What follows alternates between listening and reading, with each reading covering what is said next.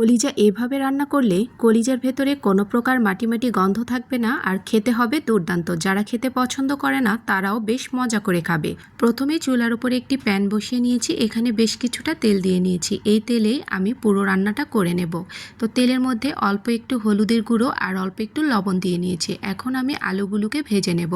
চুলার মিডিয়াম আছে আলুগুলোকে আমি ভেজে নেব। 3 থেকে 4 মিনিট আলুগুলোকে নাড়াচাড়া করে তেলের মধ্যেই ভেজে নিয়েছি। এখন আলুগুলোকে তেল ঝরিয়ে উঠিয়ে নিতে হবে। আলু আমি তেল ঝরিয়ে উঠিয়ে নিয়েছি। এখন এই তেলের মধ্যেই দিয়ে নেব কিছু গোটা গরম মশলা। তো প্রথমে আমি দিয়ে নিচ্ছি তেলের মধ্যে দুটো নিয়েছি সাদা এলাচ, দুটো নিয়েছি কালো এলাচ আর সাথে সামান্য একটু দারুচিনি। তেলের সাথে একটু নাড়াচাড়া করে এর মধ্যে দিয়ে নিচ্ছি বেশ কিছুটা পেঁয়াজ কুচি। পেঁয়াজগুলোকে তেলের সাথে 2 থেকে 3 মিনিট হালকা একটু লাইট গোল্ডেন কালার করে ভেজে নেব।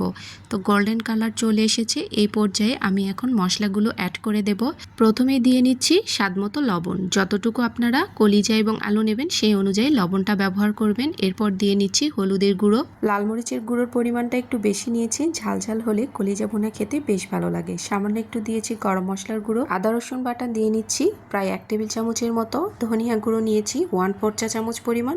এখন মশলাগুলোকে ভালো মতো কষিয়ে নিতে হবে। 3 থেকে 4 মিনিট মশলাগুলোকে অল্প একটু পানি দিয়ে আমি কষিয়ে নিয়েছি। এরপর আমি পরিষ্কার করে ধোয়া কলিজাগুলোকে দিয়ে নিচ্ছি। কলিজা পরিষ্কার করার জন্য প্রথমে গরম পানির মধ্যে কলিজাগুলোকে 5 মিনিটের মতো ভাপিয়ে নিয়েছি। এতে কলিজার মধ্যে যে এক্সট্রা গন্ধ থাকে সেই গন্ধটা একদমই চলে যাবে। আপনারাও এভাবে কলিজা হালকা একটু ভাপিয়ে নিয়ে রান্না করে নেবেন। মশলার সাথে 3 থেকে 4 মিনিট কষিয়ে নিয়েছি। এরপর নিয়েছি কুসুম গরম পানি। অবশ্যই এখানে গরম পানিটা দেওয়ার চেষ্টা করবেন। এরপর ঢাকনা দিয়ে এটাকে পানি শুকিয়ে যাওয়া পর্যন্ত রান্না করে নেব। পানিটা শুকিয়ে গেছে, এখন কলিজাগুলোকে নাড়াচাড়া করে নিচ্ছি। এই পর্যায়ে কলিজার মধ্যে দিয়ে নেব ভেজে রাখা আলুগুলোকে। আলু দেওয়ার পরে কিছুক্ষণ নাড়াচাড়া করে নিতে হবে।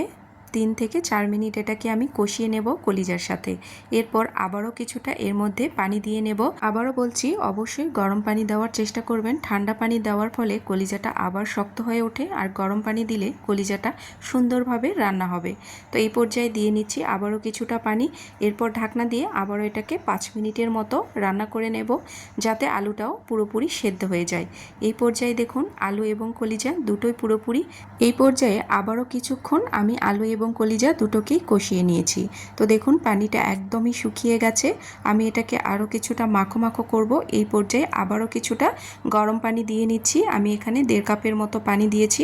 এখন ঢাকনা দিয়ে একদম মিডিয়াম আঁচে 5 মিনিট রান্না করে নিয়েছি। তো দেখুন কলিজা ভুনা একদমই রেডি। দেখতে কতটা লোভনীয় হয়েছে আর এটা খেতেও অনেক বেশি মজাদার। আজকের রেসিপিটি আপনাদের কাছে যদি ভালো লেগে থাকে অবশ্যই বাসায় এভাবে ট্রাই করে দেখবেন। আল্লাহ হাফেজ, আসসালামু আলাইকুম।